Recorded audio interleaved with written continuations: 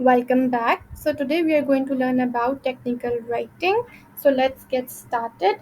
So firstly, what is technical writing? Technical writing is a direct, informative, clear and concise language written specifically for an identified group of people. Yes. Technical writing एक intended audience के लिए लिखी जाती है, ठीक है? It is a specific type of writing and it is written for specific audience, ठीक है? एक इंटेंडेड ऑडियंस को लिखी जाती है, ठीक है, टू गाइड करने के लिए, उनको इंस्ट्रक्शंस प्रोवाइड करने के लिए, कोई इंफॉर्मेशन डिलीवर करने के लिए, ठीक है। अब टेक्निकल राइटिंग कहाँ से किसके पास से कहाँ तक जाती है? अब टेक्निकल राइटिंग एक्सपर्ट के पास से, ठीक है, एक्सपर्ट्स के पास से जाती है लर्नर के पास, ठीक है। एक्सपर्ट टू लर्नर का ये सफ़र होता है टेक्निकल राइटिंग का, और इसके बीच में बहुत सी रूल्स, बहुत से नॉर्म्स आ जाते हैं, जिसको हम लोग बोलते हैं technicalities of writing technical writing, ठीक है। So technical writing is about writing technically at any topic. The purpose of technical writing is to educate the learner about a topic, ठीक है। It is kind of written communication. आपको पता है written communication क्या होती है? जो हम लिख कर कम्युनिकेट करते हैं। As you know, communication is the exchange of ideas and written communication वो communication होती है जिसके अंदर हम अपने थॉट्स, अपनी चीज़ें टाइप करके या पेन डाउन करके उसको वर्ड्स में यूज़ करके, वर्ड्स की सूरत में उसको डाल के और फिर कम्युनिकेट करते हैं। फॉर एग्जांपल लेटर्स में हम वर्ड्स यूज़ करते हैं, एप्लीकेशंस में, रिपोर्ट्स में, रिसर्च राइटिंग में, ठीक है, असाइनमेंट्स में हम वर्ड्स यूज़ करते हैं। So these are all are examples of written communication and technical writing is also an example of written communication, ठीक है। So the purpose of writing this form of writing is to educate the learner about the topic, and it is kind of written communication from an expert to the learners. expert की तरफ से एक learners के पास information का transference होता है, ठीक है। all the textbooks that we study in the classroom are example of technical writing. हम लोग फर्दर और एग्जाम्पल्स को डिस्कस करेंगे, but the major and the important example of technical writing is the text book, जो हम लोग अपनी course में पढ़ते हैं, अपने स्कूल्स में पढ़ते हैं, कॉलेजेस में पढ़ते हैं, वो सारी टेक्स्ट बुक्स जो है एग्जाम्पल्स हैं टेक्निकल राइटिंग के, ठीक है। So technical writing conveys specific information to the specific audience. ये वाले पॉइंट्स बहुत बहुत ज़रूरी याद रखने। एक इंटेंडेड ऑडियंस के लिए लिखी जाती है, ठीक है, it conveys specific information to the specific audience. उसके अलावा पर्पस इसका ये है to educate the learner about a topic and it is a kind of written communication, ठीक है। उसके अलावा एग्जाम्पल मैंने अभी क्या डिस्कस की, all the text books that we study in the classroom are example of technical writing, ठीक है। सो उसके अलावा अगर हम सेकंड पॉइंट पे जाएँ, so is straightforward and easy to understand. ये बहुत स्ट्रेट फॉरवर्ड होती है, बहुत प्रिसाइज टाइप ऑफ राइटिंग है, और इसके अंदर बहुत बहुत ईजी वर्डिंग यूज़ होती है, ठीक है, तभी वो ईजी टू अंडरस्टैंड होती है, ठीक है। फर्स्ट टाइम में इसमें क्या था, क्लियर एंड कंसाइज। हम लोग 4 C's को भी डिस्कस करेंगे, जिसके अंदर क्लैरिटी आती है, करेक्टनेस आती है, ठीक है, कॉम्प्रिहेंसिवनेस आती है एंड कंसाइसनेस आती है। वो 3 C's ऑफ टेक्निकल राइटिंग है। उसके अलावा आइडेंटिफाइड ग्रुप ऑफ पीपल के लिए होती है, यानी इंटेंडेड ऑडियंस के लिए होती है, is accurate and complete with no exaggeration. बहुत एक्यूरेट होती है और कंप्लीट होती है, और इसके अंदर एग्जैजुरेशन नहीं होती। टू द पॉइंट इन्फॉर्मेशन आप डिलीवर करते हैं, उसमें आप ना अपना पर्सपेक्टिव ऐड करते हैं, अपने ओपिनियंस नहीं ऐड करते, सिर्फ विदाउट एग्जैजुरेशन आप जस्ट एक इन्फॉर्मेशन को डिलीवर कर देते हैं। So it is kind of formal writing. आप फॉर्मल सेटिंग्स में, फॉर्मल सिचुएशंस में टेक्निकल राइटिंग यूज़ करते हैं। Purpose could be giving directions, instructions और एक्सप्लेनेशंस, और इसका पर्पस हो सकता है आप किसी कोई चीज़ यूज़ करने की डायरेक्शंस दे रहे हो, ठीक है। फॉर एग्जांपल कोई मशीनरी है, उसके साथ एक इंस्ट्रक्शन पेपर ऐड होके आया है और उसमें उसकी डायरेक्शंस लिखी हैं, तो वो बहुत ईजी, कंसाइज, स्ट्रेट फॉरवर्ड होगी, ठीक है, और डायरेक्शंस उसमें मैंशनड होंगी, इंस्ट्रक्शंस देने के लिए और something, some sort of explanations, ठीक है। Now proceeding to second slide, we have some examples related to technical writing. Where do we use technical writing? We use it for user manuals, ठीक है। manuals जैसे मैंने आपको machinery से related example दी कि machinery में हमारे साथ कोई ना कोई मैनुअल लिखा आता है कि how to use that specific equipment, ठीक है, कोई मशीनरी किस तरीके से यूज़ करनी है, तो वो यूज़र मैनुअल्स हो जाते हैं। Policy manuals, instructions manuals, analytical reports, official communication के अंदर हम लोग लेटर्स यूज़ करते हैं, रिपोर्ट्स यूज़ करते हैं, ठीक है, सर्कुलर्स यूज़ करते हैं स्कूल्स में। उसके अलावा हमारे पास क्या आता है टेक्निकल राइटिंग की एग्जांपल्स में? बुकलेट्स आती हैं, बुक्स आती हैं, ठीक है, सारी बुक्स जो हैं टेक्निकल राइटिंग में लिखी होती हैं, मोस्टली दी टेक्स्ट बुक्स जो हम अपने स्कूल्स में पढ़ते हैं, ठीक है। Now proceeding to third slide, accidental reports, lesson plans highly formal होते हैं, ठीक है, क्योंकि टीचर्स को हमेशा सबमिट कराने होते हैं, दिखाने होते हैं। सो लेसन प्लान्स भी एक फॉर्मल टाइप ऑफ राइटिंग है, और it is also an example of written communication, ठीक है। लेसन प्लान्स भी बहुत टेक्निकल होते हैं, हम to the point information add करते हैं, notice, reminders, web page, flyers and research reports are the example of technical writing, ठीक है। You can take a screenshot of these examples. Now what is the process? क्या process होता है, ठीक है। So firstly, good writing doesn't happen overnight कुछ भी नहीं होता, you need to have a planning for that or hard work for that. So good writing doesn't happen overnight, yes, it's true. You have to do some sort of practice, requires planning, पहले आपको planning करनी पड़ती है, ठीक है, आपको किस topic पे लिखना है, ठीक है। उसके अलावा drafting, searching आ जाती है, रिवाइजिंग आ जाता है, आप उसको बार बार रीड करते हैं, रिवाइज कर देंगे, कोई ग्रामेटिकली एरर नहीं है, मैंने कुछ कॉन्ट्रैक्शंस तो यूज़ नहीं कर दिए, टेक्निकल राइटिंग के कोई रूल को ब्रेक तो नहीं कर दिया, ठीक है। एडिटिंग आती है, उसके अलावा आप उसकी अलाइनमेंट ठीक करते हैं, ठीक है। उसके अलावा पैराग्राफ स्पेसिंग ऐड करते हैं, आप अपनी वर्ड्स की सिलेक्शन देखते हैं कि मैंने कोई फैंसी वर्ड्स यूज़ तो नहीं किए, मैंने कोई हाई वोकैबुलरी यूज़ नहीं की जो मेरी ऑडियंस को, इंटेंडेड ऑडियंस के लिए बिल्कुल भी समझ उनके लिए उनके लेवल की नहीं है, ठीक है।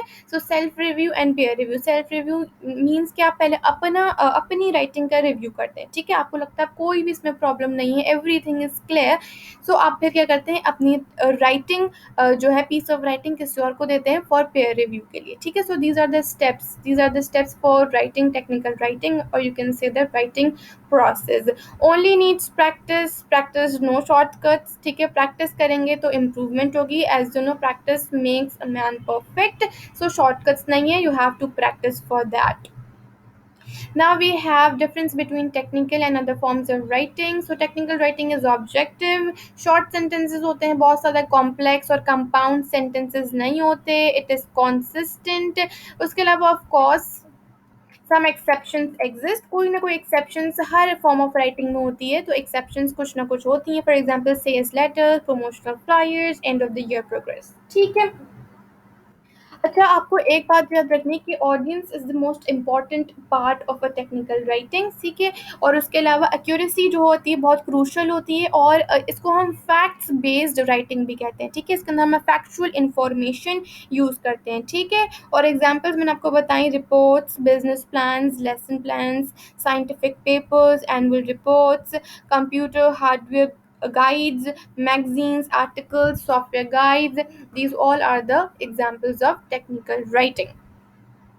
Now we are comparing technical writing, academic writing to technical writing. So academic writing is theory driven, मतलब इसके अंदर theories होती हैं, ठीक है, जिसको हम theory driven कहते हैं, जबकि technical writing goal oriented होती है, इसके अंदर हम एक goal specifically goal set करते हैं। For example, in the end of reading this user manual, the user will be able to operate this appropriate machine, ठीक है। So this is the goal for writing the technical piece of information, ठीक है। उसके अलावा proving instruction, prove हम academic writing में कोई some sort of information को प्रूव कर रहे होते हैं, ठीक है, कि हमने इस थ्योरी से ये स्टेट किया है और हम ये प्रूविंग कर रहे होते हैं सम सॉर्ट ऑफ, जबकि टेक्निकल राइटिंग में हम इंस्ट्रक्टिंग कर रहे होते हैं, डायरेक्टिंग कर रहे होते हैं, एक्सप्लेनिंग कर रहे होते हैं, ठीक है।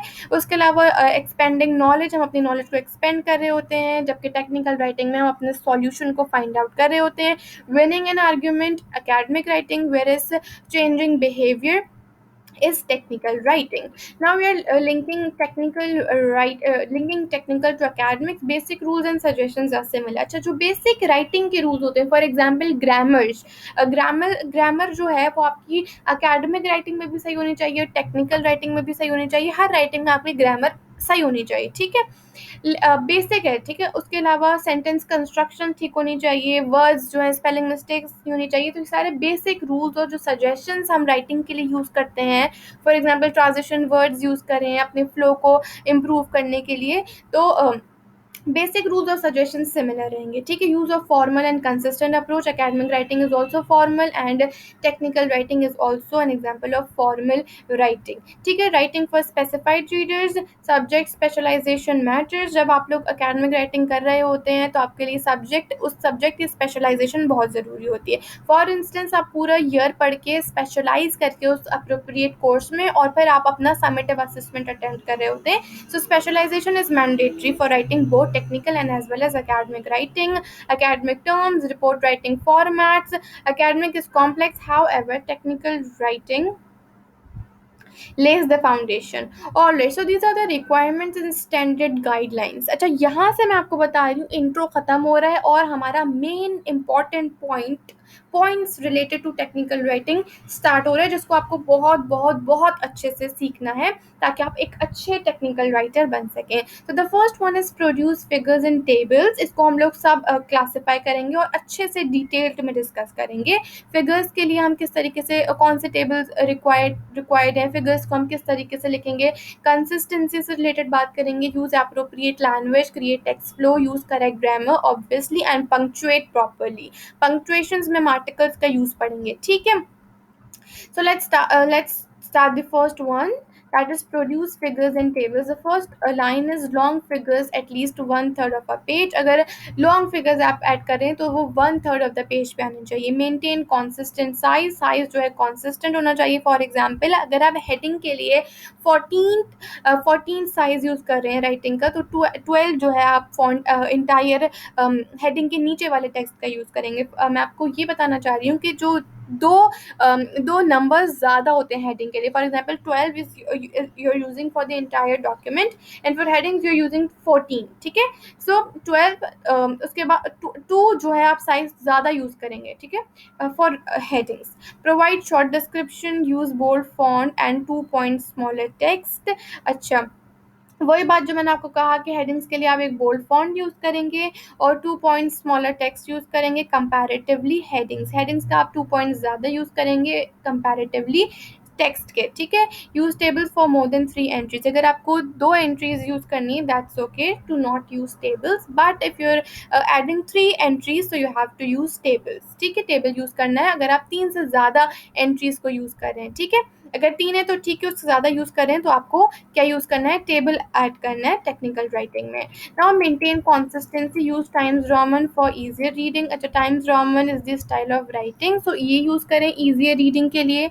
एक अच्छा स्पेस मिलता है और रीडर को बहुत इजीली रीड कर लेता है कोई भी टेक्स्ट, ठीक है। Arial for better distant view, अगर आपको एरियल यूज करना है तो वो भी अप्रोप्रिएट है। Maintain 2 point font size difference for heading, same as previous. आपको 2 point font size difference maintain करना है हेडिंग्स के लिए ताकि हेडिंग्स थोड़ी ज़्यादा विजिबल हो comparatively the smaller text one. Underline for hyperlinks only, ठीक है। जब आप लोग कोई कोई रेफरेंस दे रहे हैं, कोई हाइपर लिंक ऐड कर रहे हैं, कोई लिंक प्रोवाइड कर रहे हैं, तो सिर्फ आपको उसको अंडरलाइन करना है, अदर देन आपको कुछ भी अंडरलाइन नहीं करना है टेक्निकल राइटिंग में, ठीक है। Provide 1 inch margin top bottom and sides पे आपको 1 मार्जिन प्रोवाइड करनी है। यूनिफॉर्म बिफोर आफ्टर स्पेसिंग, अच्छा आपको यूनिफॉर्म करनी है स्पेसिंग के बाद इंटायर टेक्स्ट सेलेक्ट करके उसकी एडिटिंग करनी है, ठीक है, ताकि वो यूनिफॉर्मली आपके पास दिखे।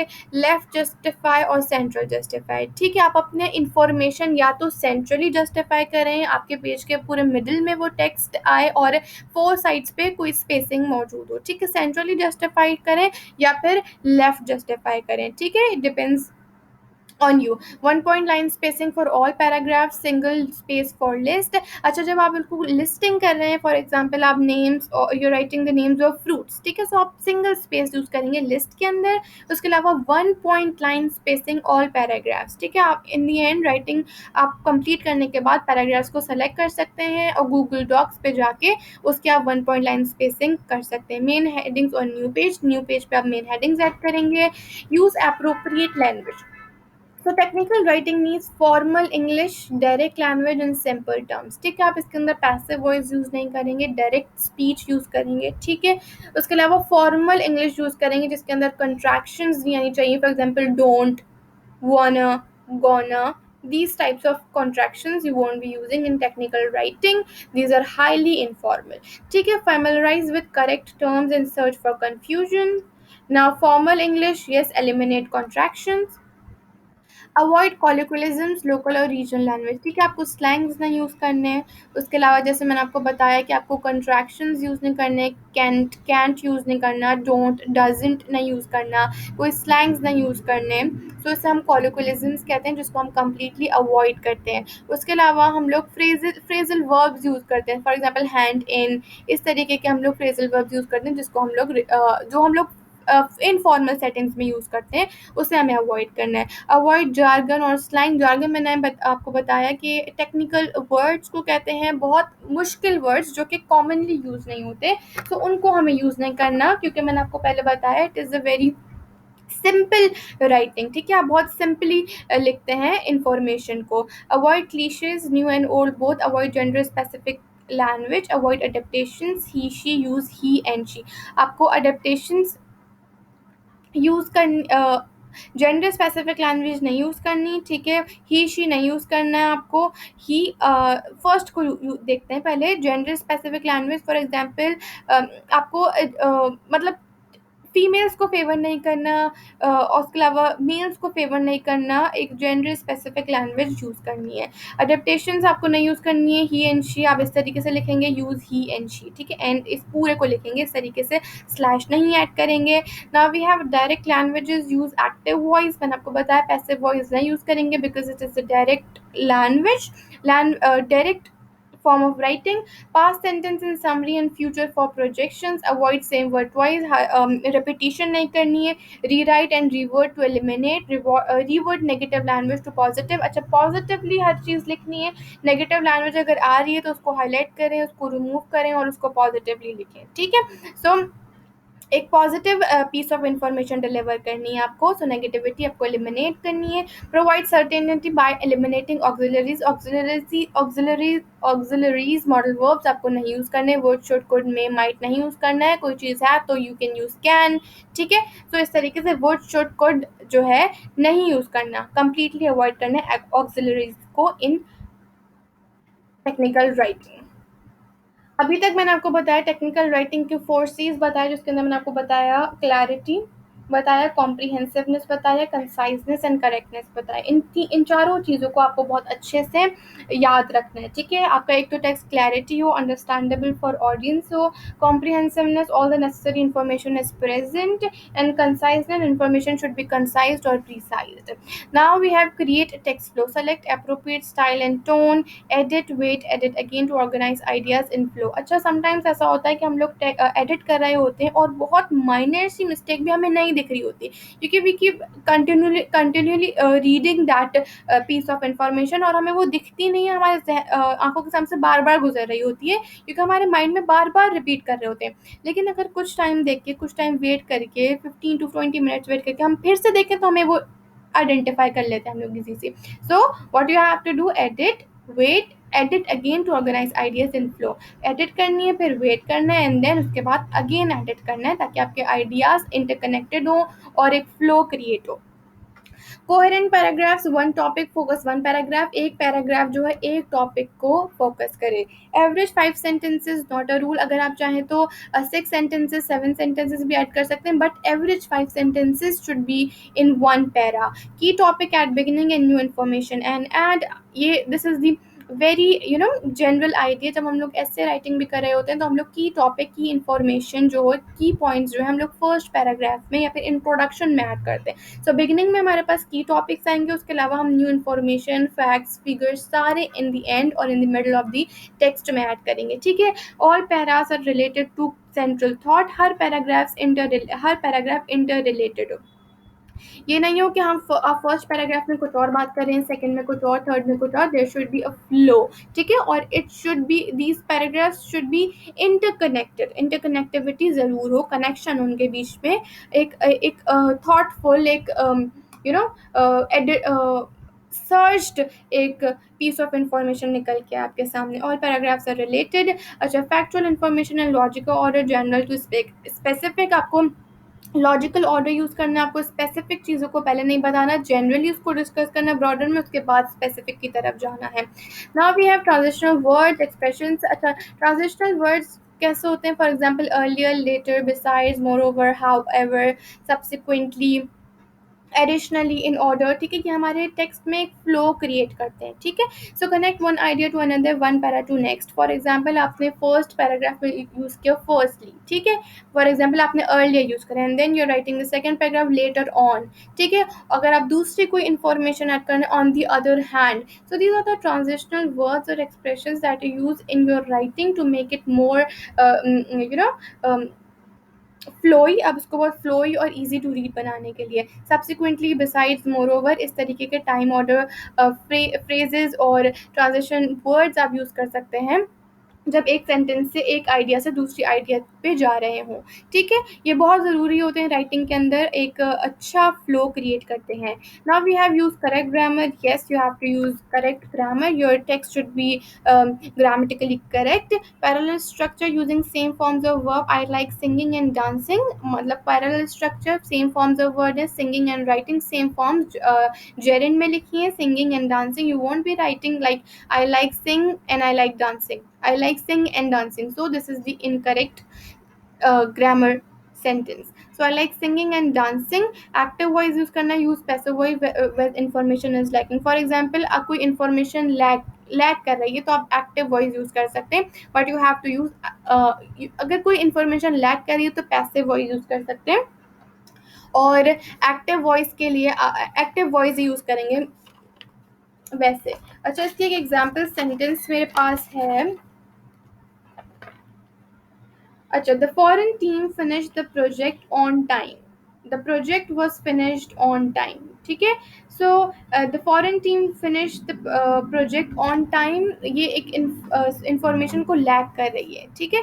सो जब तो एक्टिव वॉइस जब यूज़ करना जब इन्फॉर्मेशन पूरी हो, पैसिव वॉइस जब यूज़ करना जब इन्फॉर्मेशन आपके पास लैक कर रही हो। Now cases of pronouns, I as a subject and me as a object, ये बहुत सारे लोग मिस्टेक करते हैं, बहुत ज़्यादा माइनर सी मिस्टेक है ये। pronouns and nouns का use, ठीक है। Hina and I will attend the dinner, he questioned Alia and me, so these are the correct sentences। अच्छा, कैपिटलाइजेशन के रूल्स को भी फॉलो करना है। I हमेशा कैपिटल रहेगा। फॉर एग्जाम्पल यहाँ पे मैंने सेकेंड पैराग्राफ में I ऐड नहीं किया, Hina and I will attend the dinner।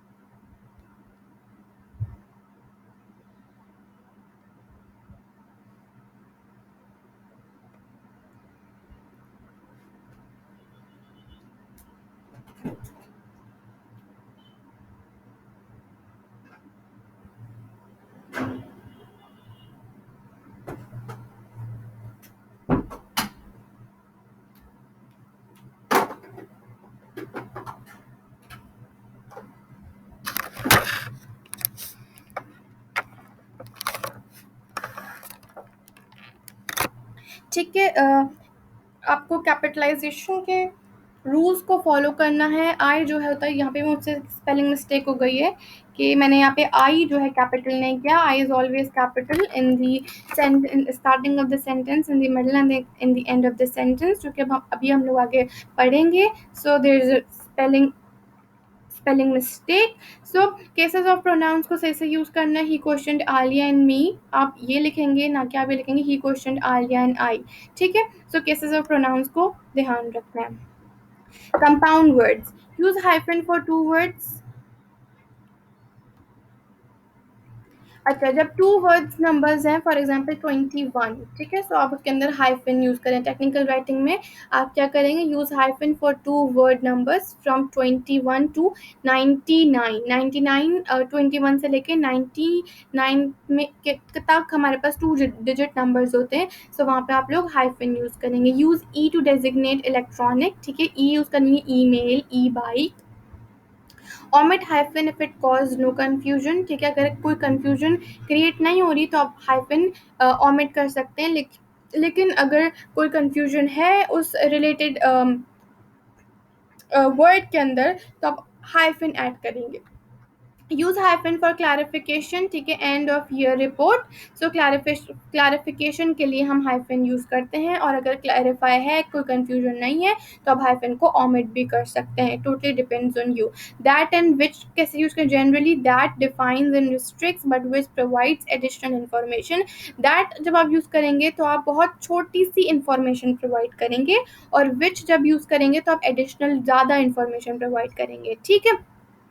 इसके एग्जाम्पल सेंटेंसेस की मैं एक अलग से वीडियो लेसन शूट करूंगी, ताकि आप लोगों को सारी चीज़ें क्लियर हो जाए, जो वो भी काफ़ी डिटेल्ड होगी। नाउ कैपिटलाइजेशन को बहुत बहुत बहुत अच्छे से फोकस करना है, ठीक है। So capitalize days, months and holidays. Monday, Tuesday, Wednesday, Thursday, Friday, Saturday and Sunday सारे कैपिटलाइज होंगे। हॉलीडेज, ईद, क्रिसमस, होली, दिवाली, सारी चीज़ें आपकी कैपिटलाइज होंगे, ठीक है।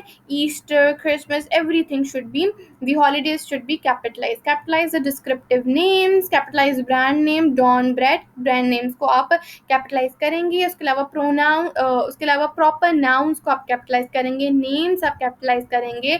Capitalize courses right from proper noun, English, German, business subjects सारे आपके capitalize होंगे। Do not capitalize classes or degrees or seasons unless appear in the beginning of sentence. अच्छा, beginning of a sentence, for example मैंने ये सारे sentence begin किए with a capital letter। सो आप लोग की सेंटेंस जब फॉर आप लोग ऐसे लिख रहे हैं, कुछ भी लिख रहे हैं, so beginning, starting of the sentence should start with the capital letter.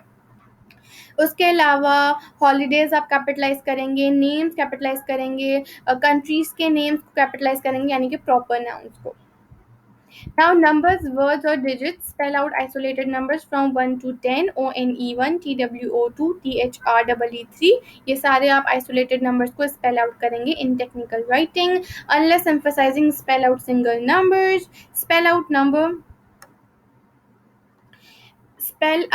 numbers introducing a sentence, ठीक है। अगर कोई नंबर इंट्रोड्यूस करे, for example 3 dogs were sitting over there, ठीक है, सो आप 3 का टी कैपिटल कर देंगे। Spell out fractions, 1/4 share, fractions को भी स्पेल आउट करेंगे। Right numbers for mixed, right numbers for mixed number.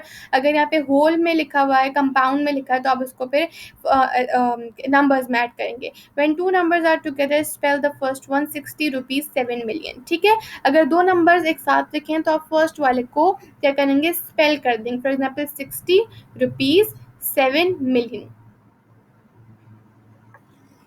Punctuate properly, yes, comma is used for every item in series including and or, ठीक है। For example, uh, if you're writing the fruits name, orange, peach, banana, ठीक है, ये 3 fruits के name याद करें, तो हम कॉमा कॉमा ऐड करेंगे। उसके अलावा हमने लास्ट ऐड किया पोमेग्रेनेट ऐड किया, तो हम एंड लिखेंगे, फिर पोमेग्रेनेट ऐड करेंगे। सो एंड से पहले भी आप एक कॉमा ऐड करेंगे, ठीक है। सो एंड से पहले भी कॉमा होता है, और से पहले भी कॉमा होता है, क्योंकि उसको भी सेपरेशन रिक्वायर्ड होती है to separate items in date और एड्रेस, ठीक है। Colon and semicolons links thoughts, but one of those can stand alone. Colons are used to introduce list. हम कॉलन कॉमास को लिस्ट इंट्रोड्यूस करने के लिए, कॉमास नहीं, वो जो 2 ऊपर नीचे डॉट होते हैं ना, जैसे कि फॉर एग्जांपल मैंने कॉलन्स के बाद ये वाला लगाया हुआ है, ये कॉलन कहता है। कोई इंट्रोड्यूस, कोई पीस ऑफ इंफॉर्मेशन को, कोई स्टेटमेंट को इंट्रोड्यूस कराने के लिए हम कॉलन ऐड करते हैं। सेमी कॉलन्स की बात करें, also in URLs without space. Semicolons are used to separate items in a series where comma is already present. Yes. Now we have apostrophes indicating a contraction or possessive noun, possessive case, ठीक है, hers, she's और mine, ये सारे apostrophe के कौन से personal cases होते हैं, ठीक है। उसके अलावा अलीशाज, ज़ाराज, ये सारे पोजेसिव केसेस हैं, ठीक है। सो अपॉस्ट्रोफी उसके लिए यूज़ करनी है। Only possessive case is use, not contractions. Possessive case use होगा, कॉन्ट्रैक्शंस नहीं यूज है। डोंट, गोना, वाना, वुडेंट, ये तो ऑक्सिलरीज तो यूज़ होंगे नहीं, मॉडल वर्ब्स यूज़ होंगे नहीं, ठीक है। सिर्फ अपॉस्ट्रोफीज यूज़ होंगी फॉर पोजेसिव केस के लिए, ठीक है। If the last word is S और जेड, एट ओनली अपॉस्ट्रोफी, ठीक है। आप सिर्फ अगर एस और जेड पे कोई वर्ड लास्ट करे, तो आप सिर्फ ओनली अपॉस्ट्रोफी यूज़ करेंगे। एस नहीं ऐड करेंगे। कोटेशन मार्क्स के लिए commas and full stops inside quotes, question marks can inside और outside both, colons and semi colons. Parentheses, parentheses हम स्मॉल ब्रैकेट्स को कहते हैं, use for additional information. For example अगर आप मेरा नाम लिख रहे हैं और उसके आगे आप मेरे टीचर ऐड करना चाह रहे हैं, so this is an additional information, so you'll be adding it in the parenthesis। अब उसको parenthesis में यानी कि स्मॉल पैराग्राफ स्मॉल ब्रैकेट्स में आप उसको क्लोज कर देंगे। अगर एडिशनल इन्फॉर्मेशन ऐड करनी है टेक्निकल राइटिंग में, तो आप एक small piece of small brackets on करेंगे, उसमें इन्फॉर्मेशन ऐड करेंगे एंड देन क्लोज कर देंगे। Hyphen and dashes, hyphen is used to spell out word और सेपरेट ग्रुप ऑफ नंबर्स। ठीक है। अच्छा, ये en dashes and em dashes की बात करें। En dashes connect numbers 20 to 30, em dashes introduce list, the lab has many chemicals. अच्छा, आप यहाँ पे मैंने बनाया हुआ भी 20 और 30 के बीच में जो डैश है वो एन डैश है। ठीक है, नंबर्स को कनेक्ट करने के लिए। उसके अलावा एम डैशेस जो है हमारे पास लिस्ट को introduce, the lab has many chemicals, aluminium oxide, borax and chlorine. ठीक है, सो एन डैशेस और एम डैशेस में ये डिफरेंस है। En dashes is use for the connection of numbers, whereas em dashes is use for to introduce list. Now we are done with technical writing। जल्दी से मैं summarize कर देती हूँ। तो technical writing is about writing technically at any topic। The purpose of technical writing is to educate the learner about a topic।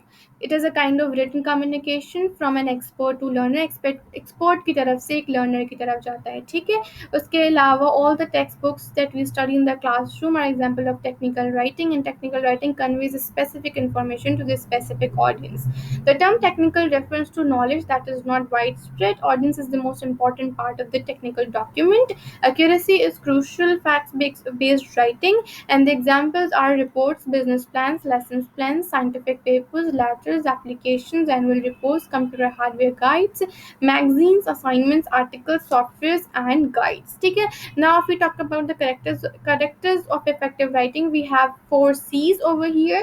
The first one is clarity, that means the text should be clear, should be understandable for the audience, comprehensiveness, all the necessary information is present। Conciseness, information should be concise, and the correctness, yes, your text should be grammatically correct। तो इसके बाद मैं एक next lesson upload करूँगी जिसके अंदर मैं आपको एग्जाम्पल्स के थ्रू समझाऊंगी, और वो उसके अंदर सिर्फ एग्जाम्पल सेंटेंस एग्जाम्पल्स होंगी, और फिर आपको वापस से वो example sentences lesson is coming. ठीक है, सो उसको स्टे ट्यून रहना है। आई विल इंशाल्लाह upload it in with in 4 days और 5 days। सो टेक्निकल राइटिंग से रिलेटेड कोई भी क्वेरी, कोई भी इंफॉर्मेशन, कोई भी कंफ्यूजन हो, please do let me know in the comment section. So अपना ख्याल रखें। अल्लाह हाफिज़।